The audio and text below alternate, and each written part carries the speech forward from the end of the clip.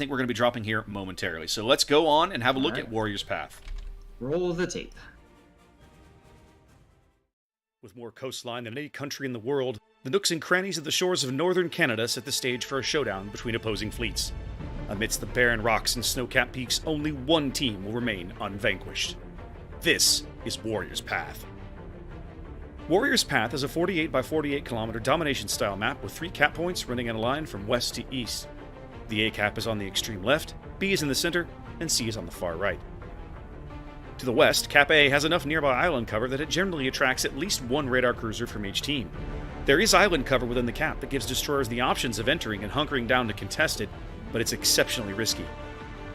Capture Area B is a difficult and challenging place to be in the early going of a game. Between radar and enemy aircraft, destroyers within the cap will be easily spotted. Though they have cover in the form of the tall island in the center of the cap, they risk being pinned down there if the opposing team is determined to find a way to wipe them out. Off to the east, the sea cap offers solid cover for friendly cruisers along the northwestern and southwestern edges, but precious little inside the cap itself. The long, narrow channel to the east that connects C and B is a frequent place to see pushes occur in the mid to late game, depending on the board position of each team. Warrior's Path has a long and storied history within the tournament, having produced many close and competitive games. It begs the question, what memorable plays and matches will result this time around? 18 ships, 2 teams, 1 victor. It's time to play Warrior's Path. Quarters. Alright, here we go into Warrior's Path. I'll quickly look at the teams. JFSOC going Midway, Montana Republic, Des Moines, double Salem? And then triple destroyer, Zed, Shimakaze, and Khabarovsk? This is going to be a fascinating game, Zap. Absolutely, whereas KSC is going for a more traditional setting.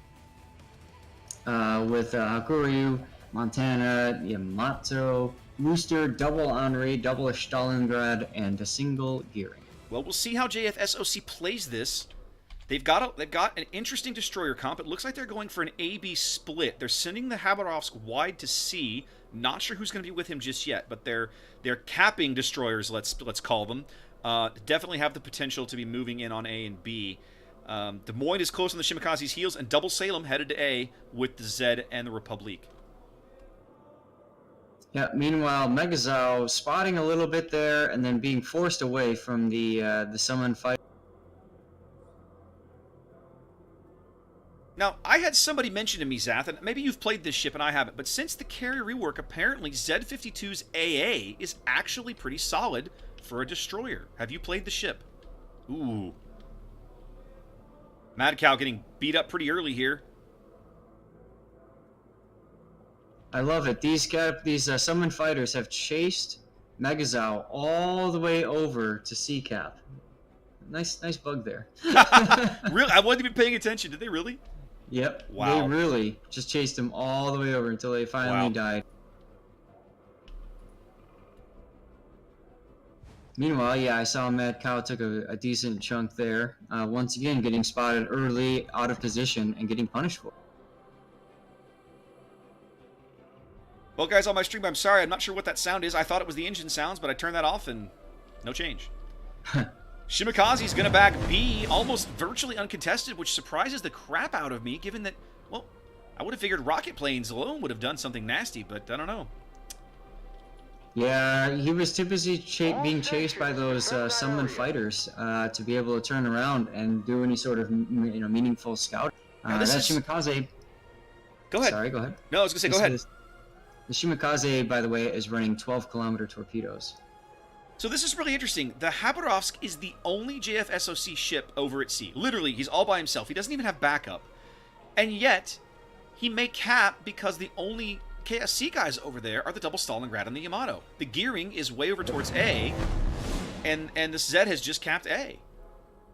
Yeah, it looks to me like KSC was expecting the sea side to be the hold side, with 3 ships that are basically like Claymore mines, right? You just pump about the enemy. And then the other side, A, is clearly the maneuverable side, and that's the side that you're going to expect to make a put. So even though JFSOC is capped A, I wouldn't expect them to hold it for that much longer. Fire on the target. Well, they're about to cap C, and it's going to be a while before any of these Stalingrads are able to get down there and do anything about it. So They're out to about a big hit there. Yep, the Satan, Macau Satan here in the B cap. I question the wisdom of this position. He followed the Shimakaze in. The Shimakaze is now in D6, literally on the far side of the B cap, all by himself. Yeah, this is interesting. I mean, he's risking everything to get a good wall of skill off at these 3 ships over by C cap. He's been spotted now as well. Apparently, must have taken a radar from one of the Stalingrads. Yes. Yeah, Stalingrad did radar. Interesting that the Khabarovsk is now at half health. He's getting punished for his brazen push across the midline. And here come the rocket planes. And there's nothing that the friendly carrier can do to help him in this position. No. Oh. And there goes Mad Cow Satan. Indeed, first kill of the game going to KSC here. Their patient deployment, somewhat counteracting JFSOC's aggression here. But JFSOC's moved out to a 70-point lead on the strength of their early triple cap. That'll start to close. That'll start to continue to widen here slowly. We saw that the same kind of thing happen last game with TNG getting the early cap, and I mean it still didn't translate to the win. Well, there's something to be said for aggression because it forces your opponents to have to make plays. But if you're not prepared for the plays they're going to make, then it doesn't do you much good. Fire on the designated target. Yes. Single Montana now in B cap, surrounded by everything. Meanwhile, Megazal and Hakuryu is just biding his time, waiting for the opportunity to strike, as now the Z-52 is detected. Well, he went into the cap. I'm sure the Wooster's radaring him now. I'm not sure what beat up on the Khabarovsk, but he's at half health. Nobody is using radar yet. He is being spotted just by proximity. He was in a gunfight with the KSC gearing. I saw that. All right, Wooster is now using Hydro. So the radar is bound to come now. Davo's Z is in too vulnerable a position for them to not maximize their chance to get him off the board right here. 1,600 health and falling. Misplay. Yeah, he's going to go out here. They knew that Wooster was there. They should never have pushed him up there. And there he goes. KSC up 2 kills now. The gap starting to narrow as the Stalingrads and the Yamato move in to start to bag C because, well, there's literally nothing over there that can stop them. A Khabarovsk isn't going to do it. Right. Stalingrad is radaring now, covering Mr. Skywalker, who's left the smoke smartly, but now we've got Rocket coming in on the Shima. Rocket attack coming back for the Shima, who's down on almost a 2K. He'll be off the board momentarily. Surely this the Stalingrad, somebody will get him. 300 HP as he tries to salvage his ship. Rocket's spinning around and coming in for another turn.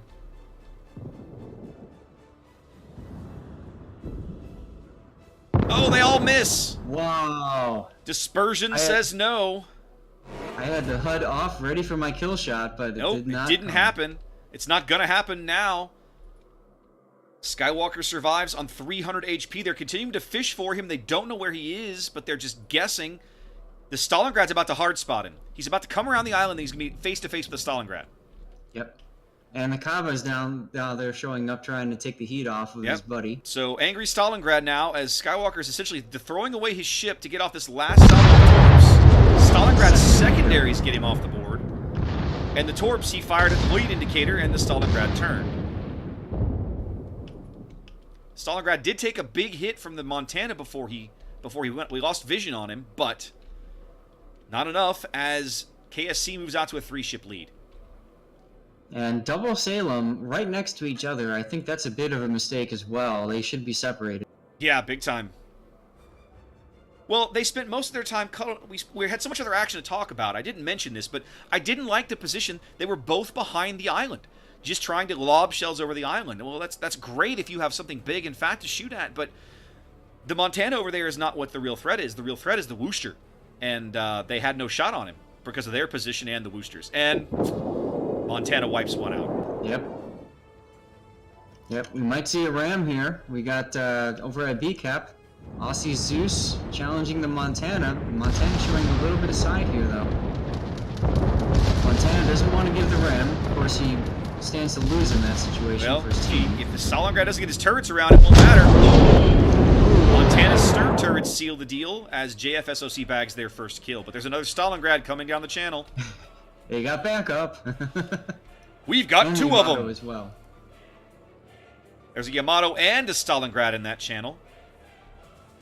I think to me, Zach, the most baffling thing about the JFSOC team composition is the Habarovsk. I just don't know what they expected to do with him. Yep. Torpedo drop now going in on Ben's Montana. He's going to take at least 2 or 3 here, trying to get around the island to get guns on this Stalingrad or the Yami. Looks like he's going to take 3. His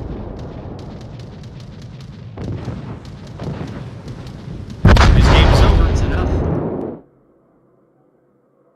4 ship and a cap lead here for KSC. Their lead 300 points and widening as we approach the halfway mark of the match.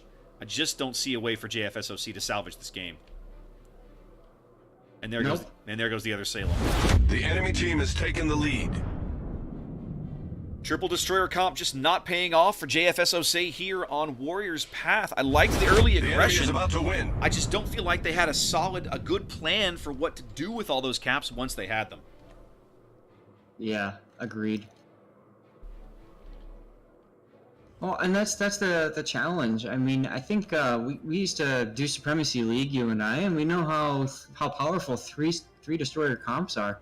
Absolutely. But it has to be the right destroyers, and they have to be used in a very, very special way. We saw SF3 just figure that out. Yep. But that's going to take a while with this new meta and everything. Well, and so this is something I admit to some bias in this opinion, but my opinion, and teams may prove me full of crap, but my opinion is that given the new carrier mechanics, that multiple destroyer compositions can be very strong. Simply because the enemy carrier can only be in one place at a time. He's only got one set of dive bombers or one set of rocket planes that are a real threat to those destroyers. And so, as long as you're able to play smart with your destroyers, protect them well, like we saw BRS do with the Gearing Wooster pair, right? Yes, their destroyers did eventually die, but they got really, really good use out of them before they went off the board. Yeah, I have a feeling we're going to see the return of the Death Snail with Gearing smoking up 2 or even 3 cruisers and then just chewing up anything that gets spotted. I suspect you're right. As this game draws to a close here, KSC claiming game number 3 here against JFSOC.